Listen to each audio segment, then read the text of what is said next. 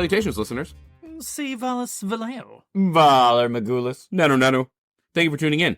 This is Three Men in a Basement, and we are the Ultra Crepidarians. My name is Colin McLeod. Mark up here. Action Jackson. In this podcast, we review movies, and we deliver to you, the listener, an average schmuck's opinion about hidden gems in the wide world of cinema. In this show, we try and target movies that are not total blockbuster smashes. Nah.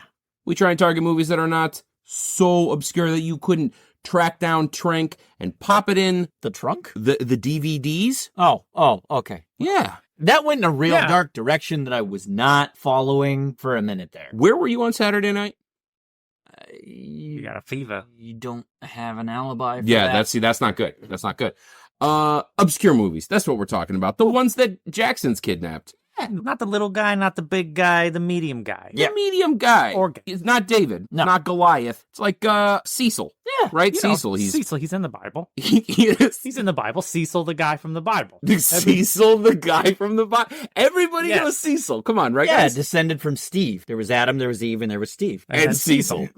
Well, Cecil didn't come until later. but- Cecil was after. Yeah. I feel like Cecil was somebody they just happened upon. Right. It's like, we are the only humans on the planet. And then, like, they found Cecil and just like, Hey! there's never an explanation for how Cecil came to be. Well, you don't ask him where he came from. He's the Tom Bombadil of the Judeo-Christian origin story, right? That's what I've heard recently. Yep. About 30 seconds ago. Yep. Yeah. Maybe a little less.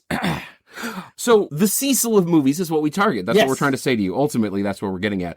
And we watch these movies, we review them, and we deliver to you our opinion about whether you need to go out, find this Cecil, and watch this Cecil. Yeah, so Yeah. we view them and then review them. Grab that, Cecil. Yep. Right back into the view. Yeah. View and then review. Yep. In this, our 48th, episode of the Yeah, podcast, That's insane. we reviewed the movie.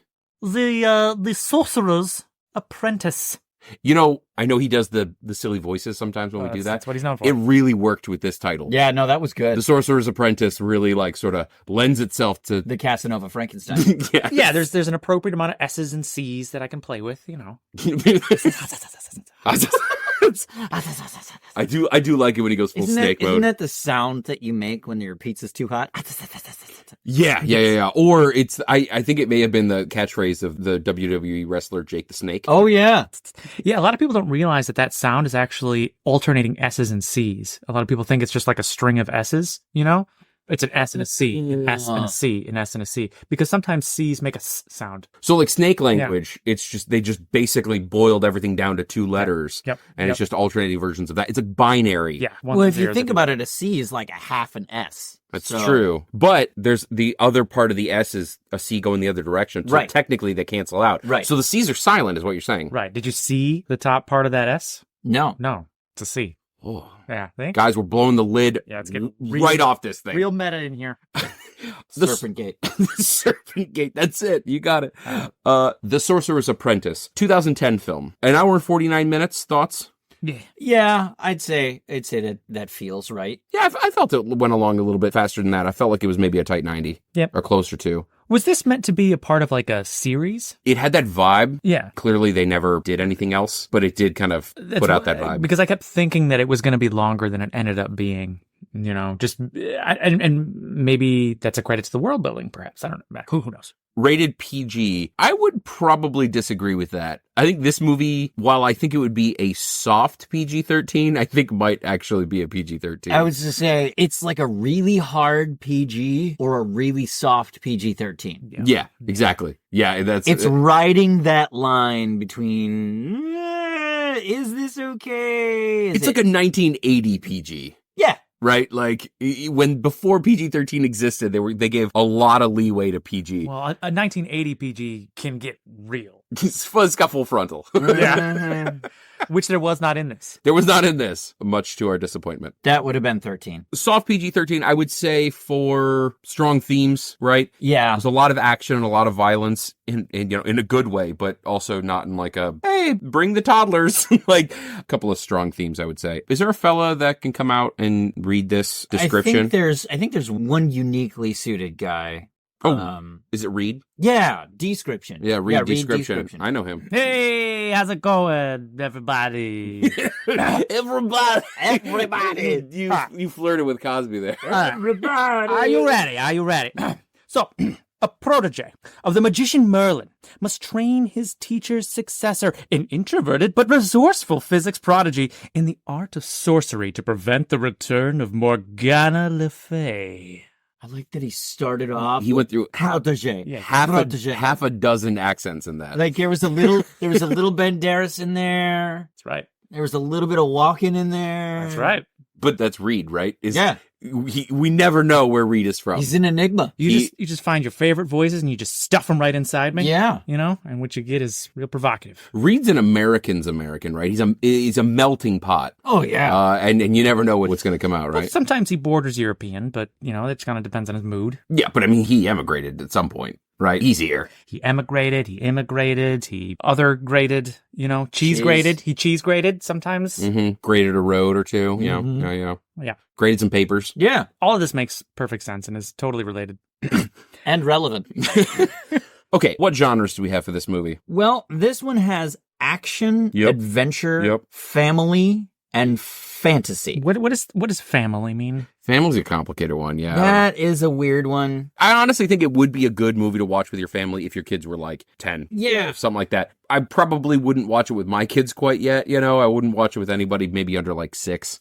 Yeah, no. Again, I don't think it's going to like traumatize the kid, but like I think a lot of it's going to miss them. It's bright colors and a lot of flashing and stuff like that. And it'll probably hold their attention, but I don't think they'll enjoy the movie from like I understand this movie perspective, right? Yeah, no, my kid's still stuck on Finding Nemo. Which is a complicated narrative. Yeah. Let's calls it like we sees it. Yeah. That's fair. And now, again, you know, it's in the name, The Sorcerer's Apprentice. I would say if someone can handle any of the Harry Potter movies, Mm-hmm. they can probably handle it. Yeah. I would say if somebody understands what a sorcerer is, perhaps they are ready to watch this movie. Right. Like I would watch this movie, you know, in a couple of years with my daughter maybe. But if I said like, hey, do you know what a sorcerer is? Probably not. No. I think Fancy wizard? her best guess would be like the thing that goes under the teacup. Yeah. I think action, definitely. Adventure, yes. I know why they're calling it adventure. It doesn't fit my definition of an adventure. They don't really go on an adventure. Right. But it is something of an adventure. But I don't know. My adventure requires, you know, moving like across country or like something where like the environment is changing significantly. Like Bilbo. Like yeah. Bilbo went on an adventure. Well, it was unexpected, certainly. Yeah. He was very enthused about going on that adventure. Yeah. Eventually. Right. Fantasy, absolutely. Oh, yeah. You know, I think this is more fantasy than anything else. Action and fantasy are strong. I think this is like the definition of a fantasy movie. Yeah. I would give it adventure. I would agree that it's not probably as strong as like, say, The Mummy for an adventure or something like that. But right. But I mean, that's like when you look up what adventure means in a textbook, it just says C. Brendan Fraser. Yes. Like, I wouldn't take adventure away from this, but I wouldn't throw it in there. Mm-hmm. Is there anything it's missing? Romance? Maybe. Maybe even comedy? Comedy, yeah. I would, yeah. I probably would give it comedy. It is just chock full of jokes. Would you say rom-com? I wouldn't say rom-com. Because you did say... So this isn't another Victorian Abdul, is what you're saying. Yeah. Well, there are some similarities. You know what? This fits squarely in the recipe of rom-com. I can't even say it. No. Not a rom-com. This isn't a rom-com like Meet the Feebles. No, God, that was... Or Tokyo Gore, Please. Yeah. Which is the rom-commiest rom-com there is. Absolutely. I think Drew Barrymore was in that movie. Snowpiercer, another great rom-com. Classic. Mm-hmm. Yeah. Classic rom-com. Yeah. Feebles. You know, there was love all over that. Yep. There was love. All over it. Of some flavor. Yep. Who do we have in this movie? Well, there's one guy you might recognize by the name of Nicolas Cage. Not the bees. I think he's just Francis Ford Coppola's nephew. Right. I think that's kind of all he's known for. Mm-hmm. That's all he's known for. Mm-hmm. Oh my God, I should really take that back. Nicolas Cage is going to kill the shit out of it. And we've already got Tyson after us, so like, you know. If he can find the map on the back of the Declaration of Independence, he can find me. He can find you. I think I might be on Google. Yeah. Nicolas Cage is like one of those actors that like I don't want to meet because I'm afraid of his energy. Oh, he's a dangerous energy. He's like the definition of chaotic neutral. Yeah. I don't like it. Yeah. Like I don't think he would wish me harm, but I don't think he would hesitate to cause me harm if need be. Yeah. I might get a paper cut talking to him, and I can't risk that. No. Okay, we've got another lovely gentleman, perhaps Jay Baruchel. Oh, yeah. Did I pronounce that last name right? I believe so. Yeah. Yeah. It's no Kiefer Sutherland, but... Well, no one can be Keith or Sullivan. Jay Baruchel, trust me, if you don't know his name, you'll know his face. He's in most of Judd Apatow's fare, right? So he's a skinny Canadian guy who's got a very nasally voice, oftentimes is outfitted, I think not because he needs them, but because they suit his character type, with like very thick glasses, plays Windows and Fanboys. He's actually been on our podcast before. He was in Goon. He was in Goon, yeah. He was the best friend in Goon. How to Train Your Dragon. I think that's one of like his most well-known, he's the voice. Yeah. Yeah. He plays himself in This Is the End. The main characters in that are Seth Rogen and Jay Baruchel, right? Yeah, and if you don't know his name, you know his face and his voice. Mm-hmm. And his energy, kind of like Nick Cage. He's got a very notable, meek energy. It's not Nick Cage energy. Awkward, meek, But like Jay Baruchel is one of those people, there are actors that play themselves in everything. And I would say that Jay Baruchel fits into that archetype. Mm-hmm. Like, he can throw on different characters and play them convincingly, but he always plays them as Jay Baruchel. There's no like negative connotation to this, but would you say he's more like beta male? Like he's very... You've been watching a little bit too much Andrew Tate. No, it's just too much. And it's too Joe much beta. Rogan. It's too much fucking beta. No, but he's got like that. Like he's very loud. He's very charismatic, but he's not in any way like assertive or aggressive. No, you're right. He is very like... I'm gonna call it. And this is not all of his characters. Like, a Goon was a massive departure for this character, but most of his characters are, when I use this word, wimpy. Yeah. I think he's you've just... been watching a little bit too much Joe Rogan. No, I've been watching a little bit too much Popeye, and I will gladly pay you Tuesday for a hamburger today. See what I did there?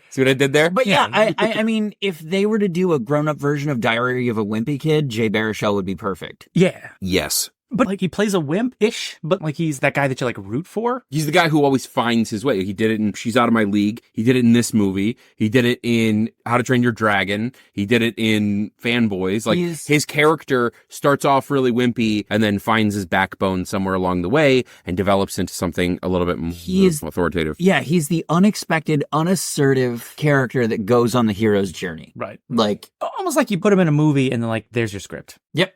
We also have Alfred Molina in this movie. I would not have been able to give you his name, but he plays Doc Ock in Spider-Man 2. Yeah, he does. I think that's what most people know him from. Also, in the movie Frida, he plays Diego Rivera. So I have actually not seen that movie, but I would suspect that a movie about Frida Kahlo, Diego Rivera is a very prominent character in that movie. Yeah. Well, I mean, he did play Jor-El in DC League of Super Pets, and that's a big career-defining moment for him. Oh, yeah. But Alfred Molina's been all over the place. Yes. We're not trying to shit on him, Alf. No, you'd probably recognize his face. We've also got Teresa Palmer. I think her career can be summed up mostly with... Agreed. Oh my God, she's so pretty. I am number 4. The motor mechanic? Number 6. I am number 4. She was number 6. Yeah. But 12th in line. Yeah. She was in Warm Bodies. Yeah. She was the love interest, right? I love that movie. That's a classic. Oh, it's a great movie. And a lot of people don't understand that's actually a Neil Gaiman story, and Neil Gaiman is incredible. Which one? Warm Bodies? Yeah. I never saw it. That's the guy that wrote that movie that Mark didn't like. Yeah. Yeah. I can't think of anything. No? What movie did I not like? Nothing? You Nothing at all? You can't pick one. I that- don't- Mark, he wrote Meet the Feebles. Come on. Don't commit bad movies to memory. Wow. And I'll be honest with you, they're a bit of like dust in the wind. For those of you listening at home, Dust. you can't see it, but there is a gauntlet Dust. on the fucking ground right now. Yep. And Would you paint a star on me? he threw it right down there. Man, Grace is gonna kick your ass. If I remembered what movie you were talking about, which I don't, because it's dust in the wind, I certainly wouldn't put a star on it. How dare you, sir? How dare you, sir? Yeah, I'd be afraid if there was something to be afraid of. Jackson is just turning, he's purple right Yeah, I'm turning violet. now. Like a Barney. Barney. Who else? Who else we got in this movie? So you might recognize Toby Kebbell. I didn't know his name, but he was in Fantastic Four as Dr. Doom. Two other names that we wanted to call out. Omar Benson Miller, who's just fucking awesome. He's super funny and he's very charming. He plays Soul George in 8 Mile. Yep. He's also in Ballers with The Rock. You would recognize his face. And then the final person who wasn't in the movie but did do the initial narration was Ian McShane, who you might recognize from Deadwood. American Gods, which is another Neil Gaiman. Neil Gaiman, that was the guy who wrote that really awesome movie that Mark didn't like? Yeah. Yeah. All right, I don't know what you're talking about. Not sure.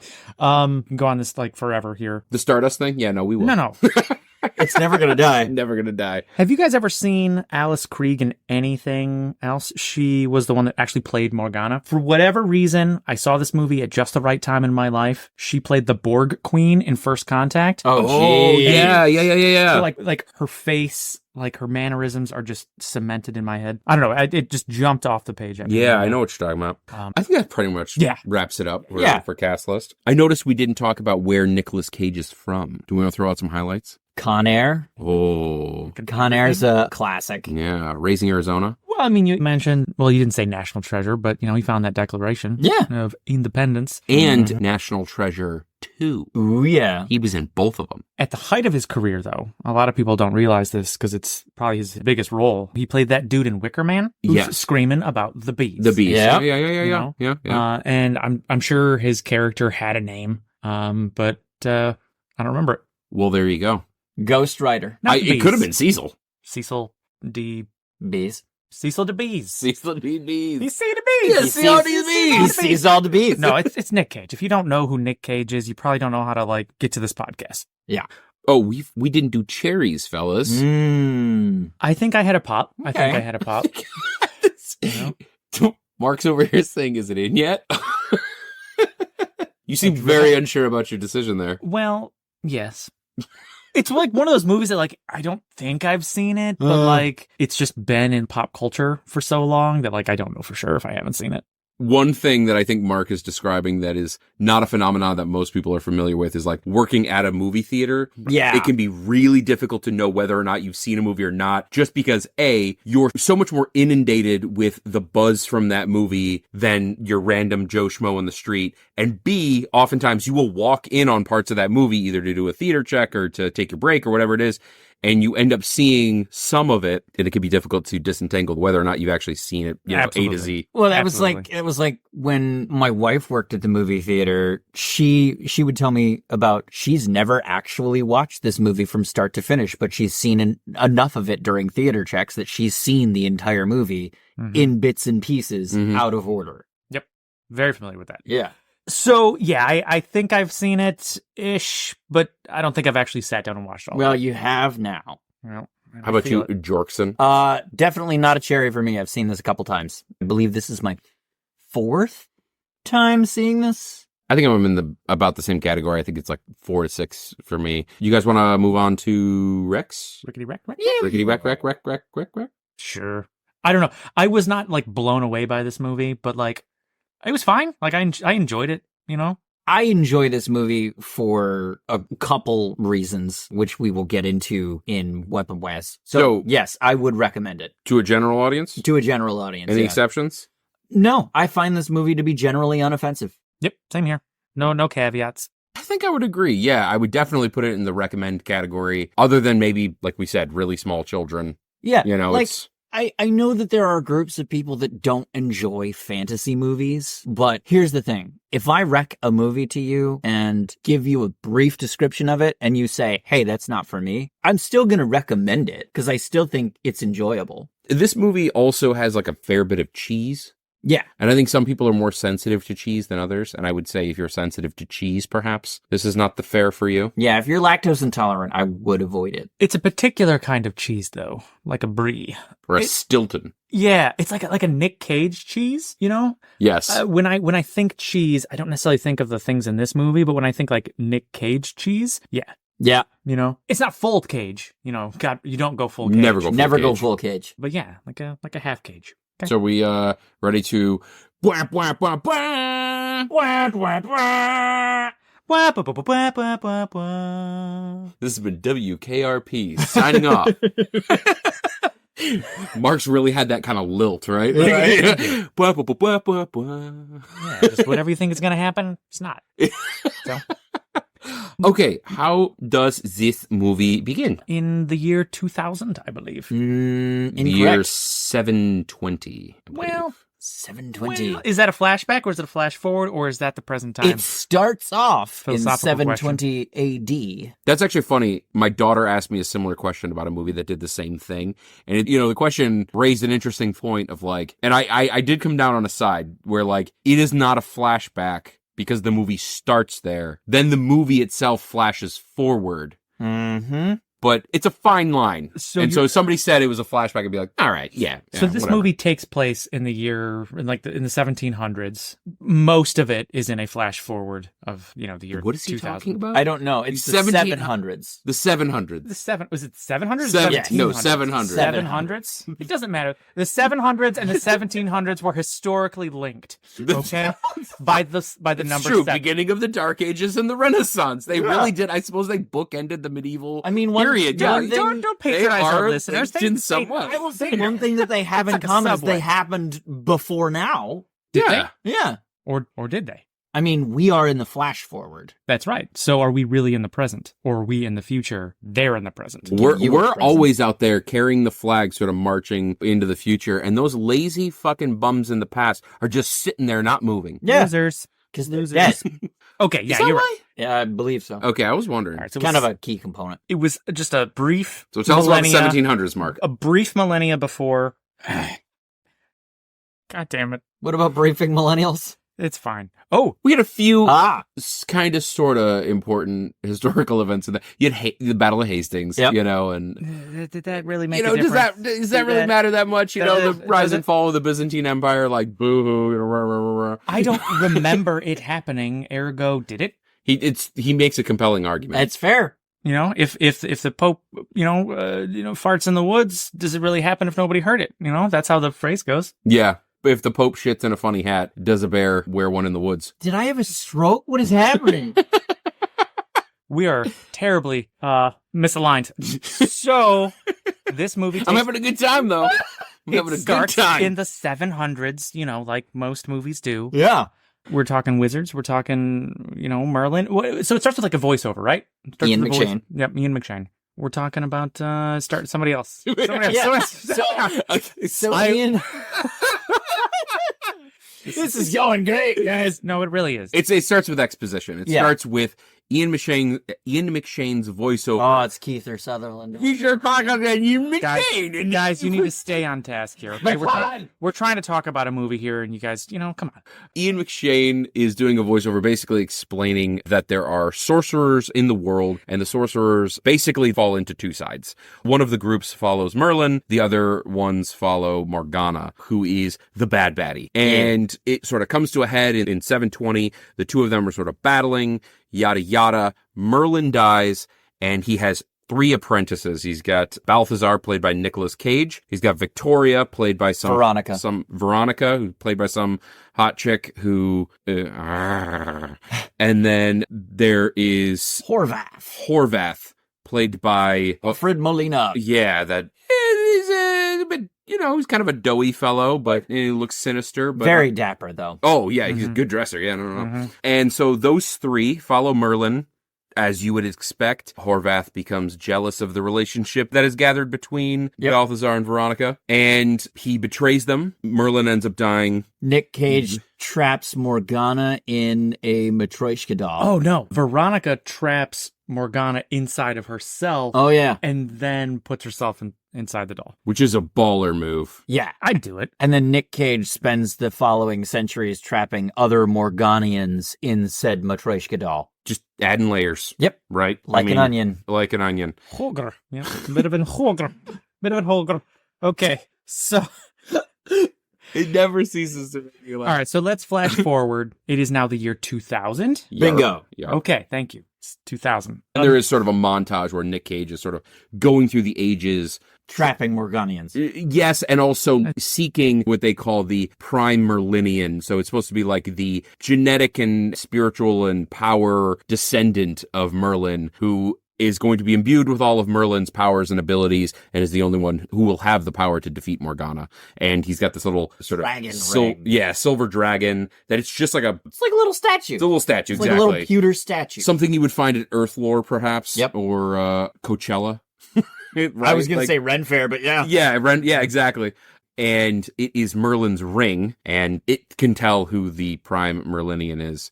Which, are we just going to talk about that right now and get it out of the way? Yeah, we should just rip that Band-Aid off. Prime Merlinian. No, at first I thought he was saying the prime millennial, and I'm like thinking, oh, this is topical. Like, I'm a millennial, could I be the prime millennial? Right? What is the prime millennial? And that I was lost for like a solid 45 seconds during this movie. Well, I went like a completely opposite direction. I was taking like a cartographic perspective, and I was like, oh, Prime Meridian. Yeah. That's important. Mhm. That's a thing. And Topical. that's not what they were talking about. No, they were talking about millennials. Yeah. Yeah. Leave it to the boomers, right? It's from 720 AD. I Leave it to 'em. automatically started thinking of spacecraft, Prime Millennium Falcons. And Mm. I was way off. Right. Was it 15, 12 parsecs or something? Yeah. In that direction? Give or take. Yeah, that's a Star Wars. So Merlinians follow Merlin. Makes sense. Morganians follow Morgana. Makes sense. Do they call them Morganians? It's Yep. something like that. I can never remember what it is. Morganites? It's Morganians. All right, I don't like it, but sure. Okay, so blah blah blah blah blah blah blah. We've got a kid. 10 years old. Yep, he's passing a note to this girl. The note drifts away in the wind, leads him on a chase. On an basically- adventure. Basically, Jacob the Liar all over again as he's trying to follow this piece of paper. You know what? There are striking similarities. Whoa! Those two opening sequences. Shit. You're really selling this. I'm, Yeah. I'm right there with you. Thank you. He ends up in a concentration camp. Yeah. Ghetto, if you will. Liev Schreiber's there, it's Yeah.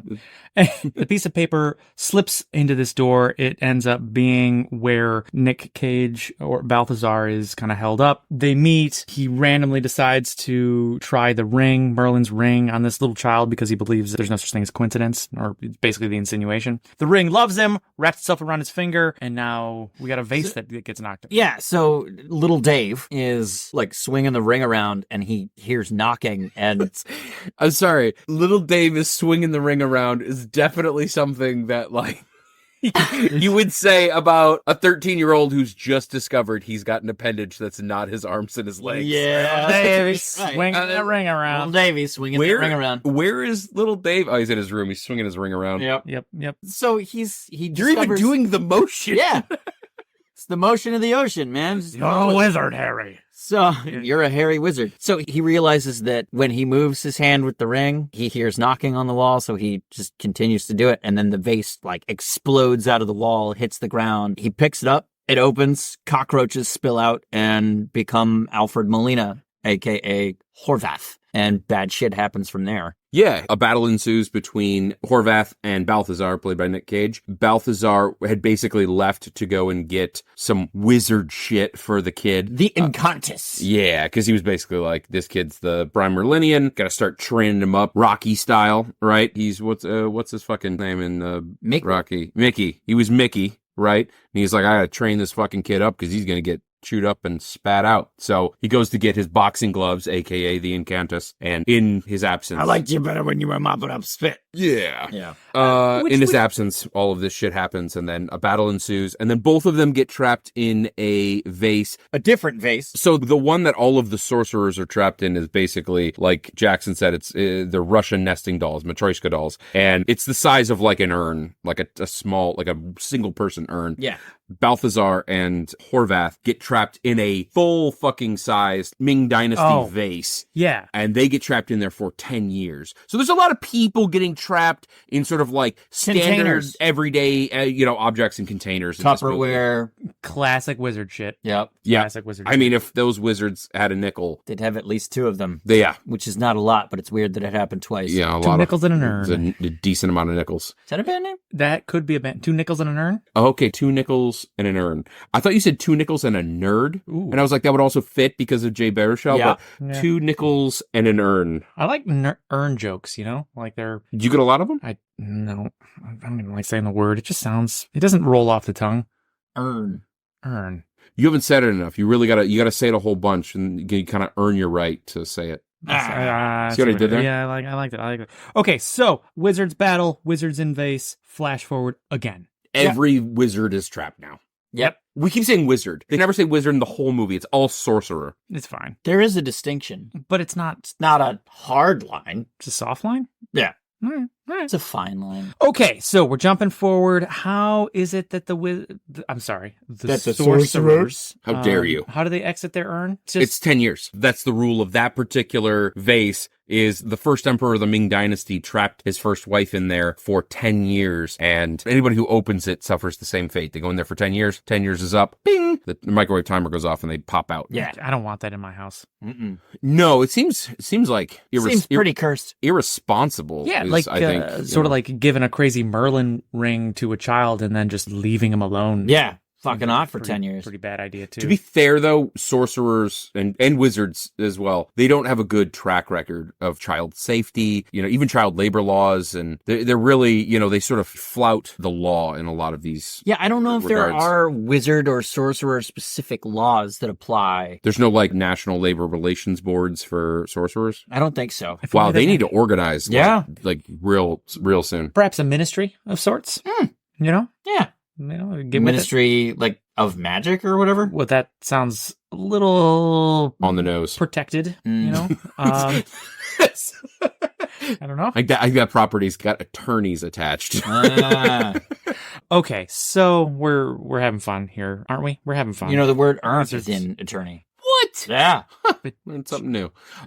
Flash forward 10 years. So yes. 10 years on, the little kid that was in the shop, believe it or not, Now 20 years old and still awkward. Jay Baruchel. Dave. He Fucking is Dave.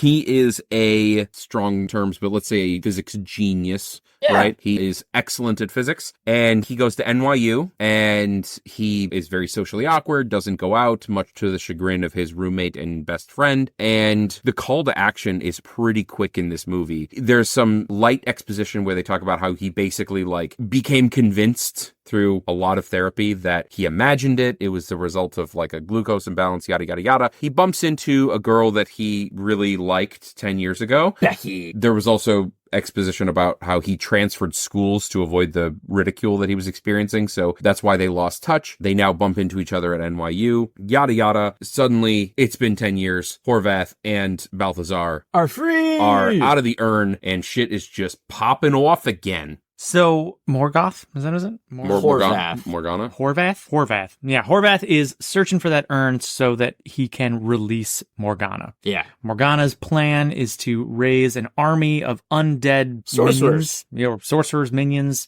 an undead army to take over the world, basically. Not And- what you want. No. I feel like when they first introduced it, it was the undead, just any old undead. Yeah, Army of the Dead. And then later in the film, it began they put a finer point on it, and they're an army of undead sorcerers. Morganians, and I'm like, okay, That's way worse, though. that's super badass. It'd be cool to just raise the dead and make them an army. Yeah, Army of Zombies is cool. Army of Zombie Wizards is fucking awesome. That's pretty cool. That is metal as fuck. Call them fucking Death Eaters or some Right. shit like that, or maybe not. Maybe you don't call them that. A zombie Yeah. wizard army. That's a band That's name. a band name. Zombie Wizard Army? Yeah. The wizard zombie army. Zombie Wizard Army, Zombie Army of Wizards, Zombie wizard army. Zombie Wizard Army, ZWA. Ooh. Yes. Ooh. Okay. Straight out of Camelot? Oh, that's good. That's good. That's really good. Fuck the Arthurians. Fuck the Arthurians. Yep. God damn. Yep. Okay, so Balthazar, Horvath, their battle pretty much just resumes. Yeah. Horvath tracks down The Dave. doll. Dave and the doll. Horvath, he finds a Chris Angel, Yeah. That's exactly who he is. That's co-ops him. Apparently Chris Angel, it's not actually Chris Angel, but is an actual sorcerer. He's also a Morganian. Which is the best cover you could possibly imagine, right? You know how to do real magic, you become a stage performer, and you do real magic in front of people, and they're like, wow, what an amazing illusion. agent, right? Yeah. Like it's a perfect cover to sort of like live the way you want out in the real world, right? Yeah. And his whole thing is like he does these party tricks, this stage magic, because his master fucked off at 15 years old and he was left with very little of an education. So he got the power. And as he put it, prescription grade abandonment issues. Yes. Yes. So he was left with this power and no way to figure out how to use it. So he just kind of stopped there and started doing stage magic. But he is now a pawn in the game. Basically. Yep. And it serves to like level the playing field. Balthazar has his Dave and Horvath. What was the guy's name? The Chris Angel type? Drake Stone. He kind of looked like a Drake. Yeah. Yeah. Okay. His name was plastered all over his apartment and posters throughout the city. I don't know if I would agree with you that he looks like a Drake. I think he looks like an Ethan. Ooh. And I think he looks like the kind of person, it's like everything about him would suggest that he insists people call him Drake. Yeah. Yeah. Ethan Drake. Just sounds really cool, you know? I want to be that guy. I think his name is probably like, Ethan Wallowitz or something like that, right? It's something very benign, but Dirk. Dark Dirk. Ethan Richardson. Yeah. It's like Dark Phoenix. Dark Phoenix. Yeah. Ethan Richardson, will you call me Dark Phoenix? Yeah. I was having mystery men, moments there. Anyway, so I think we can not like fast forward too crazy, but like there's some back and forth, some cat and mouse. They're trying to get the ring. They're trying to get the urn. For reference, the urn/doll is called the Grimhold. Yes. And it is a magical container that holds all of The Grim. the Grim, basically. And they call it the doll, they call it the Grimhold, but it is one and the same. We refer to it as also an urn, which it is not, but it is resembling of an urn, so there's that. It holds human remains. It does hold human remains. In a slightly more magical way. Yeah. Less conventional definition. Less conventional, admittedly. Yeah, so like we were saying, cat and mouse back and forth. They try to get Merlin's ring. Balthazar stops them. They try to get the Grimhold. Balthazar stops them. They're fighting back and forth. All the while, Dave's education continues. And he learns how to throw fire and plasma bolts and protect himself at a very minimal capacity. Like, here's a little bit of magic. Don't die. I think they do a decent job of like trying to equate like magic with science. And, Dave is very gifted, he's building a Tesla coil in this like abandoned subway room. So like, yes, he's coming into it cold, but like it kind of like lays some foundation that like he's just naturally gifted with it. And so if science and magic are one and the same, then it makes sense that he's just going to be a quick study, so it doesn't feel undeserved, And Dave's like magical element that he plays with all the time is like plasma, but like it's basically electricity, same thing. So again, it tracks, it doesn't feel like we've got one scene where we've got this like random kid who doesn't know anything. And then in the next, he's like shooting lightning bolts out of his hands. Yeah. And he does struggle with it. I mean, it's not like he just magically figures it out. But it's connected in a way that doesn't feel too jarring. Yeah, but it's got that like Karate Kid syndrome where it's like this person's been studying this particular art form for like years and years and years and perfecting their technique. And the protagonist takes like a 2-week crash course and it's like on their level of skill. Yeah.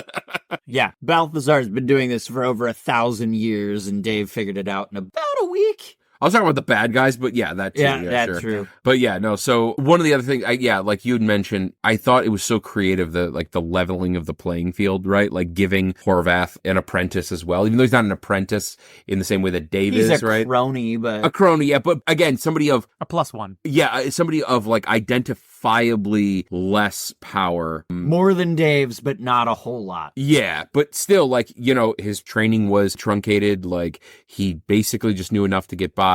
And yeah, they basically each have a lackey, which is kind of cool. It's like typically in these kind of movies, it's a 1-on-1, right? And this was a 2-on-2. Yeah. Or a 1.5 on 1.5.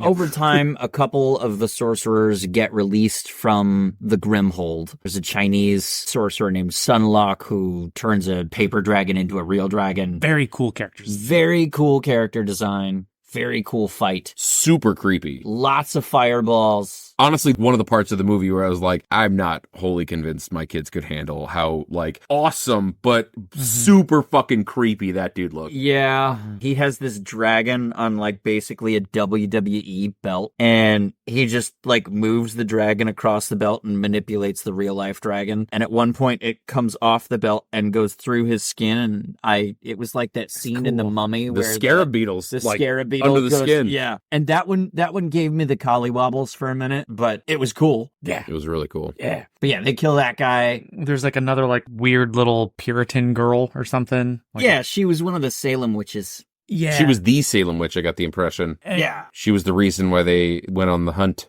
She didn't stick around long. Nope. Which was unfortunate. You know, I thought they could have done more with that. But again, like, they've got a story to tell.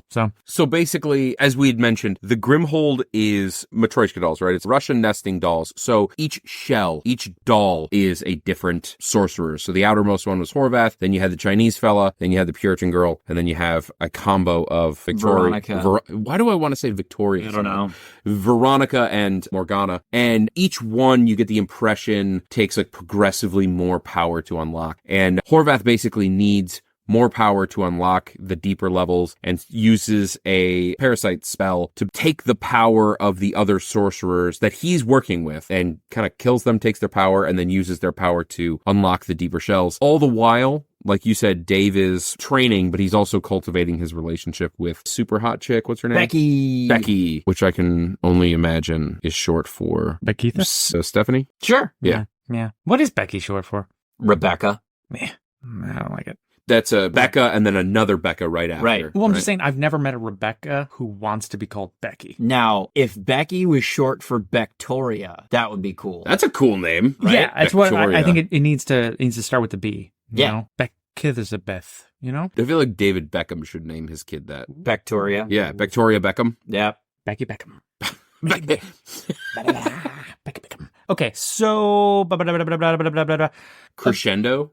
yeah, it does. Pretty In much. that they find a specific place in New York. Battery Park. Sure. It seems to be like it's like purpose built for this, but we can go into that later. Yeah. He successfully opens up the final doll, if you will, releases Morgana. She's like this ethereal kind of, she's not a ghost, but like She's she doesn't. an apparition. First, she's in Victoria. Veronica. Veronica, motherfucker, Veronica. She's in Veronica. Yeah, so she's in Vicky. She's. I'm not going to get it. She's going to be Victoria forever. I'm sorry. It's fine. Keith Sullivan. And And it's fine. I get my laugh. Ian McCloud. There's a wizard battle. Sorcerer battle. Somehow these like 1,000-year-old wizards know what a satellite is, and so they use a satellite to create a giant pentagram. Sensing a tone here. Shut up. This is not the we already. I do love, though, if you see the movie Four Christmases, Yeah. there's this whole scene in Four Christmases where, like, Robert Duvall is shouting, like, I don't even want the damn satellite. And Vince Vaughn is like, it's a satellite dish, not a satellite. His, like, Energy? no, well, not just your energy, but, like, you calling the satellite dishes that they use to sort of, like, boo, boo, boo, boo, boo, boo, boo, and create the big pentagram, calling it a satellite had the same sort of Robert Duvall energy. Actually. Okay, so Morgana is like briefly successful. We start seeing some like stirrings of skeleton. Yeah, you see some undead sorcerers come up out of their... Yeah, so the spell is called The Rising. Which, I mean, come on, that's a breakfast spot, right? Like, they're open like 7:30 to like 2. Yeah. Right? Breakfast, lunch, The Rising. First watch, if you will. First watch. No. Second watch. Night's watch. It's funny Jon 'cause Snow. I only Secondsies. ever pass first watch when I'm coming to your house. Yeah. It looks like a breakfast spot, Yeah. but like the watchers on the wall, it's protecting my house. Yeah. Is that true? That's my stomach. Your stomach's been crazy over there. You been checking it out? A little. Well, I get it. No, brag, but Get I you a mean- little recording. I've noticed. I feel he shot you those eyes. I'm intrigued. You felt judgmental. He felt a little on the hook. Okay, so that went in a weird direction and I didn't hate it. so we got the whistle, the The whistle. So the Whistles were battling. wizard. battle meanwhile, Jim sorcerer. Henson- Whistle swazzle, but they don't fall down. Yeah. My stone. Okay, so Let's see. Morgana is in Veronica. Hey, you said it! I know. I literally was sitting there going, Veronica. I'm so proud of you. She gets out though. Yeah. So the spell gets like fucked up and then she like collapses and then Nick Cage brings her into him. Does a transference spell. And then she basically just kind of like, I think she's like, I don't like it in here. And then she like fucks off. And that's when she's all ethereal and shit. And then final boss battle between Jay Baruchel and Morgana. I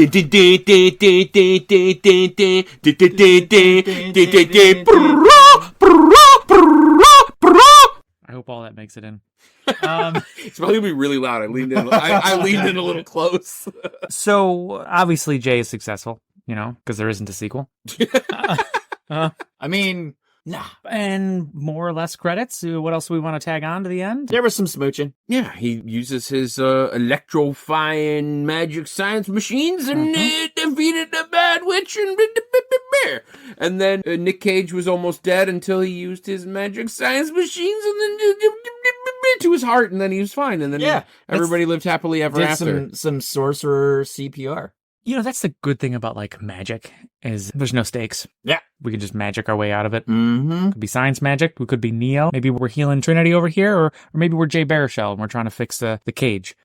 Who knows? Sensing a tone again. I just got worried when he said no steaks. I thought we went vegan. And Right? I thought the same thing. I'm not going to survive this, guys.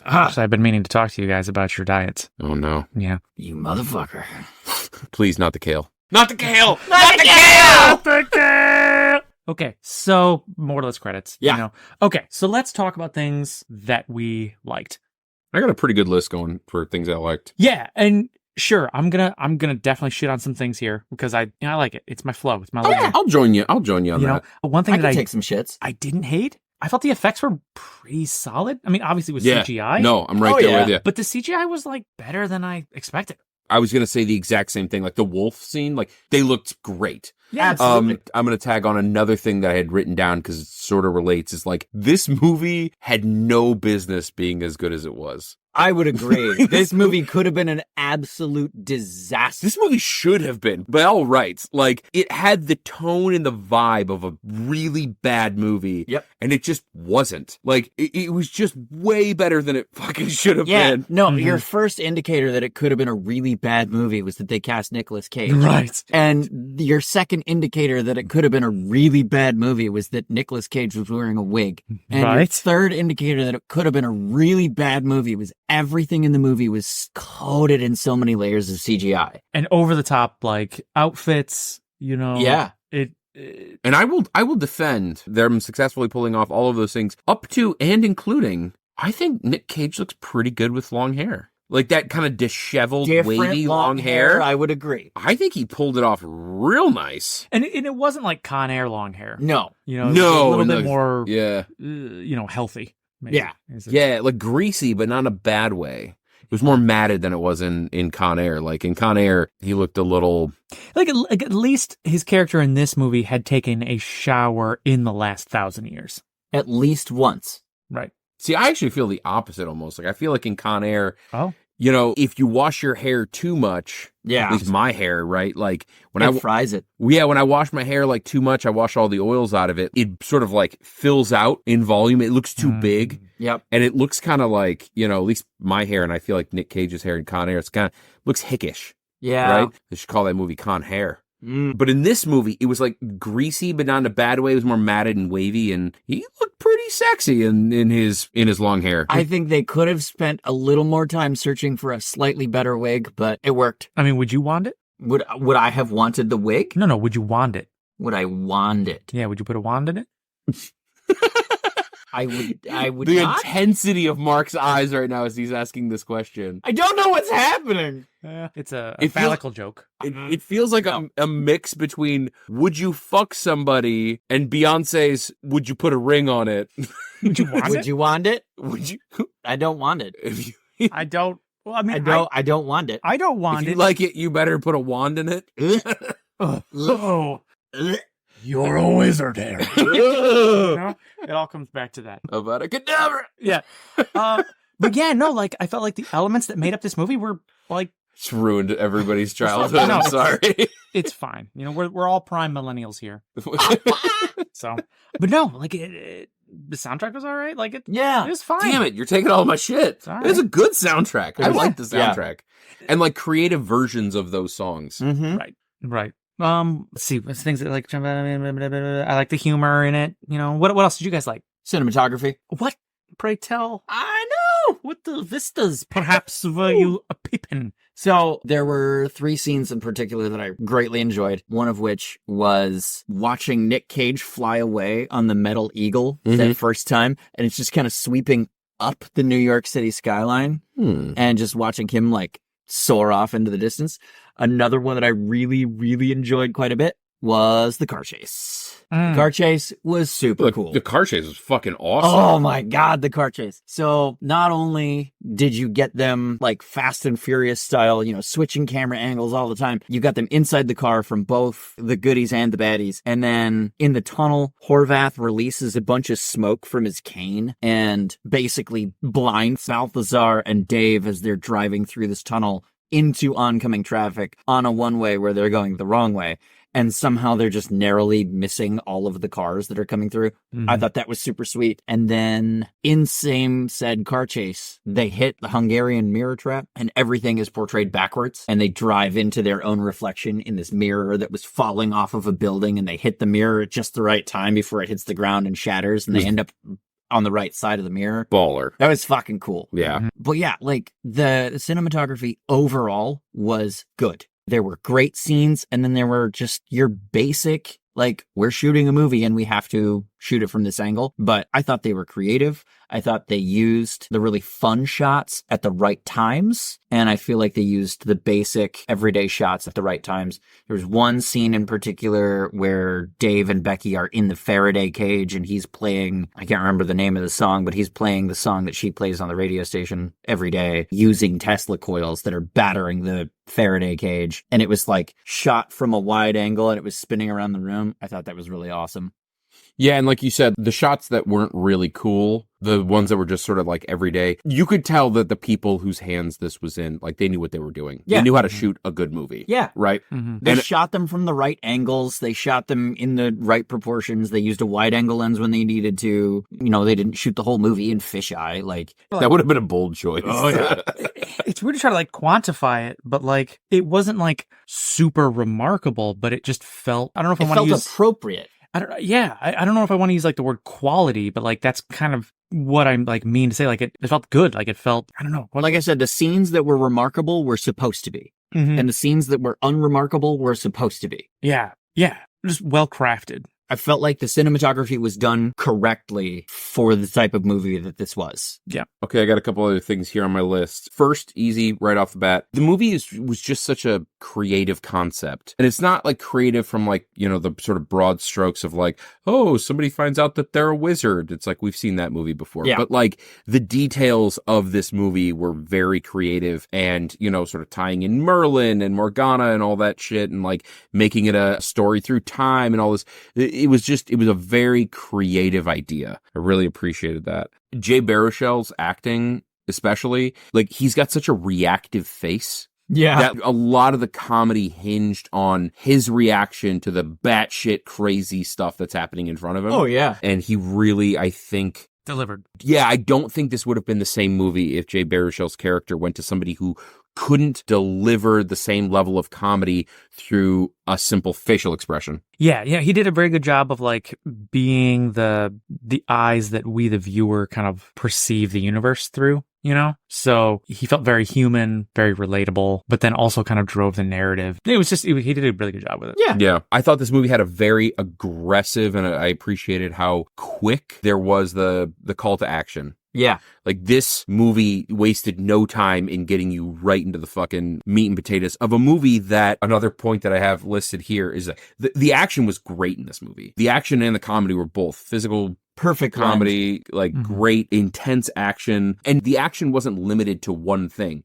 You had action in hand-to-hand combat. You had spells being thrown around. You had weapon fights. You had car chases. Like it was a very healthy and eclectic mix of like fun action sequences and then interspersed with like great physical comedy. And it was a very kinetic movie. Yeah. Mhm. And then the only other thing I have left on my list was it feels like in movies, the bad guys always have the cool cars. And I feel like this movie kind of turned it on its ear a little bit. Yeah. I feel like this movie, the good guy, I mean, they've all had good cars, but like the good guys had the pretty fucking sweet cars. Like Nick Cage's like, original car was like a fucking, 1930s style, like, it was probably like a Cadillac or a Maserati or something like that.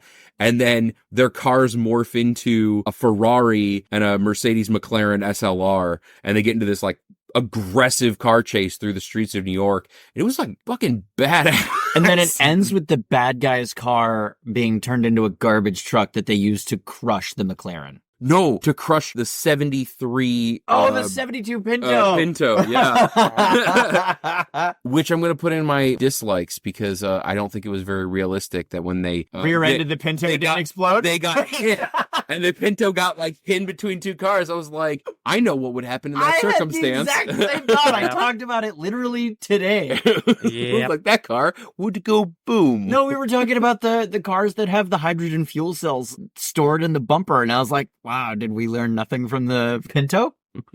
Okay, I think that's the end of my list for things that I liked, which was a pretty, I would say, extensive list. Yeah, it's pretty healthy. What you got for us, Mark? Things we didn't like.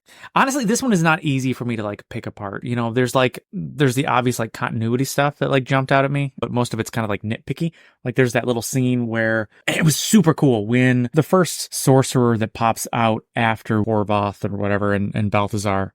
What was his name? I forget what it was. Sunlock. The Sunlock? Chinese fella. Yeah. When he popped out, he does this really cool thing where like he pulls all of these needles out of Like acupuncture needles. yeah, out of this doll that are in an office, and like he uses them as like bullet spears or whatever. Really cool scene. But then, in the next scene when they're walking through the office, all of those needles are back in the doll. And then they're back in Nick Cage's jacket when they're on the street. Yeah. Though I will say, there's a part of that scene where he like morphs them into cops to try and like get out of trouble with the cops. And even when he's in his like police gear, the needles are still sticking out of his jacket. Did you guys notice that? Yes. That was pretty cool. Yeah. So they had good continuity there, but then whatever. But yeah, no. You're right. You're right. The kind of shit that, Scorsese probably would have caught, but, Right. And where was he here? Right. Where was he here? I honestly though, like I'm probably gonna have fun shitting on like specific things, but like overall, I don't have anything like I don't have It's not a Stardust. You're not going to call it thin and what was it? hang on. Oh, he's got the notes. Oh, good. Oh, good. I was worried he wasn't going to have the notes. I was afraid he wasn't going to bring receipts. Is it thin and empty? Those are the receipts. I wouldn't call it thin and empty. Oh, fuck. I got it right. See, that's what trauma does to you. Yep. It sort of sears it into your brain. Right. Yep. And then, you end up holding on to it forever. It's okay. Your nemesis, keep notes. So, for whatever reason, I guess I like this more than Stardust. Whatever. How dare you? Fight me. How dare you? You know what? Write a book. You write a book about all the things that you're upset with me about, and I promise that I will pick that book up and I won't read it. We're going to write that book. It's Yep. going to be a children's We're book. gonna do it. And it's going to be called Mark the Stupid Poo-Poo Face. Yes. Well, you know what? Poo-poo. Okay? I poo-poo, you poo-poo, and then you're stuck with a bunch of poo-poo. And that turns into a goopadoop. A goop-a-doop and a you don't want the poo-poo, goop-a-doop. Okay, What do you guys not? Yeah, and I got some. And again, like Mark said, there's nothing that you can't ignore, right? Like none of this ruins the movie, but it does like catch your attention in the moment sometimes, like one thing that like, or I guess these are kind of two things. One is very specific, but like there's a lot of pseudoscientific jargon that gets thrown around in this movie. You hate to describe yourself as like a scientist because that's such a generic term, but like as somebody who has like a pretty decent science education, it is exhausting to listen to like that shit just being, it's like, it feels a little like movies that just like casually throw around the term quantum in fucking everything. And it's like quantum, blah, blah, blah. And it's like, oh, well, as long as it's, they're quantum socks, I guess we can pass into the other dimension. Yeah. Or like deodorant commercials saying like, it's odor blocking nanoparticle technology, and it's like, no, it's smelly stuff. Don't shit It's on just my it's Old Spice. potpourri. Like, let's calls it what it is. You know, it's Don't shit on my Old Spice. all over the Old They got Spice. sent elves doing shit. Honestly, I read that once. appreciate Old Spice for that very reason. Is they're not sitting here going like odor blocking nanoparticle technology. It's Terry Crews playing drums with his nipples. I would sooner believe that Terry Crews was in my armpit hand fighting the odor particles than odor blocking nanoparticle technology. I would pay a lot of money for that deodorant. Yep. I would. I'd pay like $6.50 a stick, which is like way more than I pay now. Yeah. $2. A specific example of this sort of like jargony bullshit that's like, it's such a tired trope. And I feel like they could have gotten around this so easily. And it feels like lazy writing is like the whole, like the vast majority of the population only uses 10% of their brain. They use 10% of their brain. But we sorcerers, we use 100% of our brain. And that allows us to like manipulate the world and blah, blah, blah. It's like, Colin, are you can we saying just that's like not true? Okay, can that's we get science. away from the 10% of the brain thing? That would be great. Are you trying Thank you. It was demystified decades ago. No, it's true. Okay, did you guys see the documentary Lucy? You know what? Oh, yeah. I did That's see proof. that. That's fact. Morgan Freeman said it, so I believe it. I also saw Limitless. That was with the drugs. Mm-hmm. That was a good movie, though. I guess they were Yeah, both yeah. drugs. Weren't The one thing I will give Limitless is I feel like his explanation of it was less like unlocking the rest of blah, blah, blah. It was just like, no, I mean, I'm on meth. Yeah. I'm like, it's just meth, you know? they? I got the shakes. Yeah, the whole thing is, we only use 10% at a time. Right. Yeah. We use 100% of the tissue that is there. When I'm walking, I am typically using only 1 or 2 muscles at a time. Imagine if I used all of my leg muscles at the same time, how fast I could move. Right? Imagine if you used all of your muscles. Imagine how fast you could move if you worked your jaw really, really hard. That's amazing. Yeah. I could really book it. Woo! I could really book it. Hashtag science. Uh-huh. Science. So the only other thing I have written down here, at least, is it's a bit like, and again, this gets back, I said this movie's full of cheese. I think one of the things that I would say is a hallmark of cheese is like, it's very predictable, especially the jokes, you know, a lot of them are kind of like, you almost want the womp womp sort of like played over it because it's like, oh boy, that was just... They went there. That was very ham-fisted. But like, again, because of the way the movie is, because of what it is, in some respect, it's almost charming, right? Yeah, like they can get away with it because of the movie, but in another context, it would be infuriating, right? Like, and honestly, there is a contingent of people who are just sitting there going like, oh God, did they really make that joke? Like that's so obvious.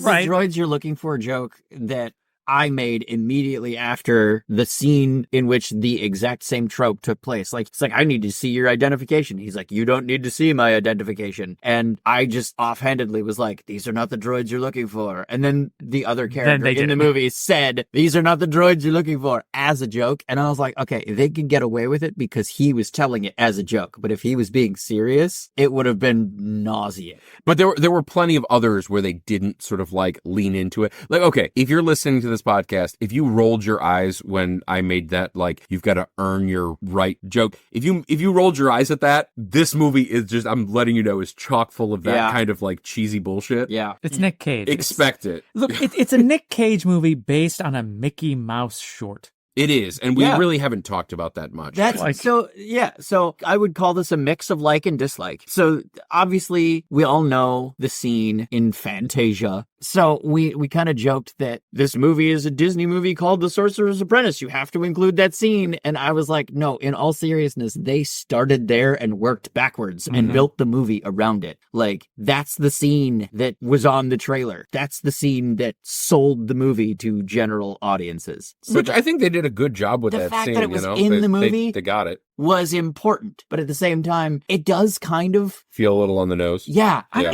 took it as like, just don't take it seriously. And if you don't take it seriously, it's fine. If you take it seriously, it will pull you from the narrative because it is jarring. Unfortunately, I feel like it would be the opposite if it was absent. People would be like, the fuck, you have like a Disney movie called The Sorcerer's Apprentice and you didn't include the magic mops? No fucking dancing mops? Like, the fuck? Yeah. So I liked that it was in there. I disliked the context in which it was, because they went super silly and did the dancing mops and then immediately pivoted to Nick Cage being super serious. And he's like, you got to get your shit together. You got to get your act together. And it's like, oh, man. Classic Nick Cage, though. Yeah, but it is what it is. It needed to be there. It was very cute and silly. And then we get back to the narrative. So great. One thing, my only major dislike about this movie is there were a lot of situations of convenience. Yeah, like Deus Ex Machina, like shit just solves itself. Yeah. Because. Like, oh, Nick Cage just happened to be in the right place at the right time to save the day again for the 11th time. It's fine. It's a Nick Cage movie based on a Mickey Mouse short. Yep. And I try not to take movies like this seriously because they're not meant to, but it's a very serious movie to not be taken seriously. So I forgot to mention this in likes. And I feel like I actually probably should have mentioned this in pre-spoilers, was, to me at least, one of the saving graces of this movie, and one of the reasons I like this movie so much, is it's an extremely low investment movie. Yeah. Like, there is no part of this movie where you're actually sitting there on the edge of your seat. It's just something that, kind of like Ned Devine, but like in a sort of like modern action-y sense, right? Like, you can just sort of turn this movie on. You're not really all that scared for the characters. Like, it's just sort of can happen in the background, and it's fun and it's playful and it's, you don't take it too seriously, right? Like, which again is probably the reason why I give it such a pass on a lot of the cheese and a lot of the thing. And it again, from like a filmmaking perspective, we sort of talked about how like it was very clear from the writing and from the directing and the cinematography, like this movie was in very practiced hands. And so I don't think that sort of like lighthearted playfulness, low investment type, I don't think that was by accident. I think that was by design. Yeah. Right. I think they knew exactly what they had, and they knew they could get away with this shit because it's just like, come on, guys. It's a funny fucking movie. Like Mark said, Nick Cage movie based on a Mickey Mouse short. Like, it's just a fun, playful movie. And I think it's almost a gift too that it is such a ridiculous seed of a concept, and they were able to create a movie that is enjoyable to watch. Mm-hmm. Yeah. You know, so They could have made it really like Looney Tunes, goofy, off the wall shit. yeah. And they didn't. They knew how to ride the line. Right. Yeah. So I think if you view it from a certain perspective, it can seem, you know, a little stupid. But if you view it from the right perspective, it's like, hey, look what they did with what they had. Right. Yeah. You know, which just elevates it, I think. You took a 5-minute scene with no dialogue about dancing mops and turned it into a beautiful, rich narrative with characters that develop over time and exceptional world building. Mm-hmm. Damn. Anything else that we want to crap? I feel like we've been pretty fair. We haven't really shit on it, even though I feel like we All of my called attention to dislikes- some of its. All of my dislikes You know. came with disclaimers. Yeah. All right. Yeah. So are we ready to move on, perhaps? You guys want quotes, this bitch? Yeah, let's close this bit. Let's Don Cortes? Yeah. Oh, Don Quixotes. Yeah. You can't see it Like right now, it. but I'm frowning at Jackson. Oh, get him, because I Mark. remember last time Oh shit, get him, Mark. when you crawled up into my brain cells and you were crawled like, right "Oh, up in the brain. I'm just gonna poop on your brain." Yep, I You did know? that. What is that? Wait, I was your hype man there. No, I was no. trying to help you out. No, you. And then we got to pooping on This brains. is between and Jackson and I right now. I'm locking eyes. He's not even making eye contact because he's afraid. He's afraid of my aggression, my animosity, my turbulence, if you will. I get it. I want to rewind the tape to pooping on the brain. It's a big, hot, wet, sploochy mess. So who's pooping on whose brain in this? I'm scenario? shitting all over Mark's. That's not what I signed up for. It's just, That's not what I signed up you for. didn't sign that I waiver. I didn't. I unzipped. I just ripped open that head. See, the unzipping is the problem. You need the long john styles with the two buttons at the top right above your. Oh no! with See, the poop flap. I just do the Grandpa Joe from Willy Wonka with no undies, just full commando. Mm-hmm. Night shirt goes all the way to the feet, and then I just stand on the shoulders and aim down. Mm-hmm. That's a bold strategy. Yep. Mm-hmm. And right onto Mark's brain. Perfected over time. I feel like my bit has gotten away from me. Just a bit. It was meant to be one where I Came out on top. of you. Yeah. But here I am, standing on your shoulders, shitting into your brain. How does that make you feel, Well, Mark? some people need to stand on the shoulders of giants to shit. I don't. Okay. Okay. I am not here to declare a winner, but Mark's the winner. At least that's what I'm going to leave tonight feeling. No, hang on. I'm sorry. What was the genesis of the brain pooping? It doesn't matter. Okay. Okay, none Is of this... Brain Pooping Genesis? Brain Pooping Genesis. That's a band name. Is that a band name? Yep. That's an album name. Oh. Brain Pooping Genesis. Mm-hmm. Brain Pooping Genesis. It's the first in an anthology series. I agree. Okay. Who wants to go first with their... Oh, wait. So of course. I've got one, which is to say I have 7. Rounding right up to that nearest 7. Yeah. Well, that's what you do. That's It's what you math, do. Science, physics, whatever. He's using 100% of his brain right now. He's using 7% of his brain. Yeah. Near 7. 60% of the time, I use it 100% of the time. All right, so this I just chuckled at it. It's not a profound line or anything like that. But Dave is taking a quick leak, taking a little quick leak at a urinal, and he's just super excited because he successfully asked out. Wow, going crazy. What's her name again? Becky. Becky. I forgot to. Yeah. He's chilling in the bathroom and he's just singing to himself, I've got a date with a girl because I'm awesome. You can just tell it. It's his first foray into that arena and it's just cute and it was funny, made me laugh. So that was my quote. That was a good one. It was cute. So how many 7s do you guys have? I have 1 7. Yeah. This line takes place during one of these sort of 2-on-2 battles. Horvath and his, apprentice, let's say, even though it's not, and Balthazar and his apprentice, Dave, played by Jake Baruchel. And understandably, in the beginning, especially, Horvath is basically battling the two by himself, and Jake Baruchel is doing very little to help him out. And at one point, Horvath is sort of got Jay Baruchel on the ropes, right? And Horvath's lackey is kind of watching the door, right? Off, frame left. And all of a sudden, clearly, Nick Cage arrives, saves the day, and Horvath turns around and Nick Cage has this fucking apprentice, this kid, Chris Angel, by the neck. And he just very casually says, "You want your guy back?" It's so good. It's so good. This is so good. And then after the 10 years has passed and Nick Cage is now out and he's talking to Jay Baruchel, and Jay Baruchel is basically trying to come to terms with the fact that this really happened and it wasn't a glucose imbalance and a hallucination. Jay Baruchel says to him, "Do you know what my life has been like for the last 10 years? And Nick Cage says, "I've been locked in an urn for the last 10 years. And Jay Baruchel goes, "Well, so have I. A figurative urn of ridicule." A glass box of emotions.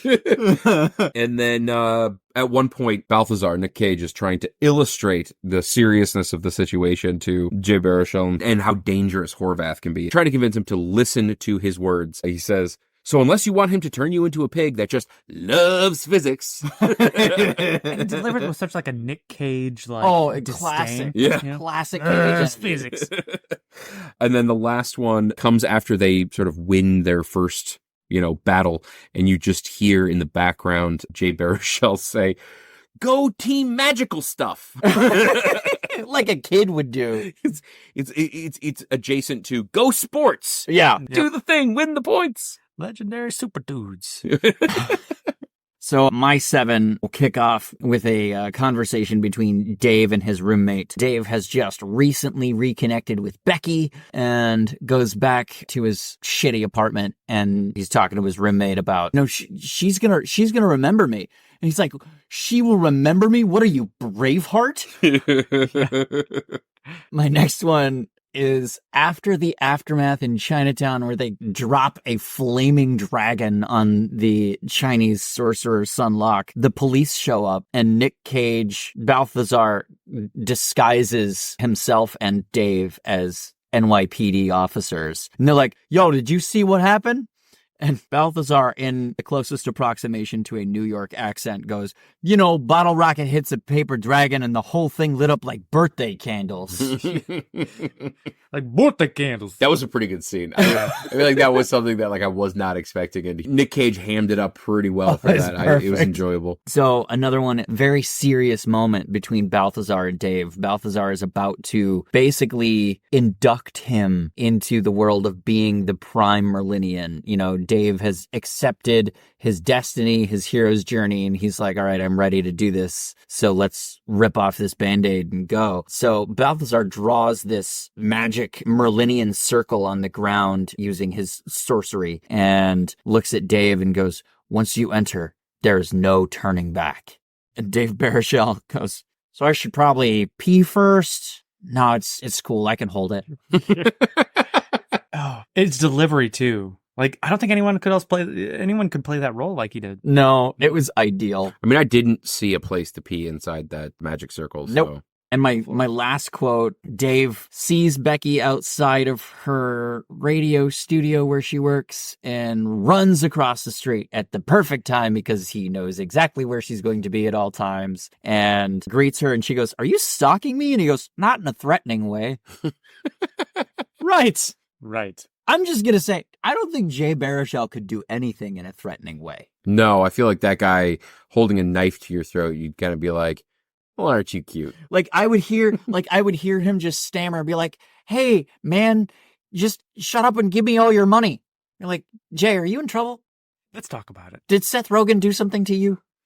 And then he just runs. Yeah. I similarly couldn't see Seth Rogen doing much in a threatening manner. Hold the knife to your throat and be like, He'd hold the knife to your throat and be like, "Hey, man, I have a knife to your throat. Like, come on. Not cool, man. Cool, man." It's all just like sit around and like, smoke a J. Came out a lot more John C. Reilly than Seth Rogen. It's the same thing. Same person. Yeah. John C. Rogan. John C. Rogen. Are we perhaps ready to riggedy rate? Oh, we didn't riggedy rate. We lured her. Ooh, I think we are Laura Dern. Let's do it. I tend to go first, but I don't need to go first this time. All right. I'm going to go. Okay, go I ahead, got Mark. this. I'm going to give this. Actually, I'm gonna. Sorry. I'm going to give this 7.2 flying metal birds. Ooh. That's a bit of a deep cut reference there. Metal bird. meta bird. Pretty girls. Yeah. Admit it, you're happy we watched that. Yeah. It's come up in conversation a number of times at this point. Pretty girls. I am going to give this movie a 6.6 Tesla coils. All right. Solid. Oh, did I steal it? Hey! You stole my backup. You stole my fucking backup. Oh. That's good. I'm over here stealing backup. No, it's stealing backup. Stealing backbumps. Stealing backup. Steal my backup. All right, I'm gonna go 6.9 dancing mops. Oh, all right. Okay. Dancing mops. Dancing or mops. Or Tesla coils right there. Tesla All right. coils. Then stole my backbump. Man. Hoop it on your brain. So, all right, so we're probably done. Yeah, no, we're done. Yeah. Yeah, no, That's it. all we have. I'm gonna get out of here, guys. It's been a good podcast. I'm out of here unless there's anything else you guys want to talk about. Was that Reed? I think that did Reed come back? The problem with Reed is he fluctuates so much through his accents. There's never telling if a voice off screen or off camera, if that's Reed. You can never Right. tell. Yeah. He's culturally diverse. Thank you very much. He is. Okay, he's been around. He's picked up a bunch of practiced. dialects. He's okay? been educated. I think we're done with the podcast, guys. right. I'm gonna get out of here unless there's anything else you thought we might need. I can't think of anything. What about you, Colin? Let me check. Oh, I found something. It's a scene score. Scene score. Scene score. Thank you to everybody who completed our movie familiarity survey. Bam. To those of you who didn't complete it, you're dead to us, and stop listening. Wow. Yeah. Wow. Just- And You're trapped in an urn, if you will. yeah, you are in the Grimhold right now. Boom. The only way to get out of the Grimhold, sign up for the mailing list. Do it. Get these movie familiarity surveys, fill them out, Do your homework, for God's sake. do your fucking homework. God, Jesus. Will change your life. It will. For like that, how long does it take to fill it out? 20 to 30 seconds. For that Give or 20 to 30 seconds, you're going to be a different fucking person. You're going to get a peek at what's upcoming. You're going to get a peek at Mark naked, perhaps. I could be naked. It's entirely possible. No I'm not saying promises. it's going to happen. I'm saying it could happen. It could happen. Things are, magic, right? Yeah. You can and- imagine it. Sorcery. You never know. You're a wizard, Harry. You're a hairy wizard. I'm Harry the Wizard. That's right. That's Harry. That's a very fuzzy thing. Maybe it's a picture of me naked. Who knows? Hey! Okay, so Sorcerer's bag. Apprentice. Colin gave it a 6.6. Mark gave it a 6.9. Jackson gave it a 7.2. That gives us an average score of 6.9, All right. which I'm pretty sure Mark will be thrilled about. Just about right.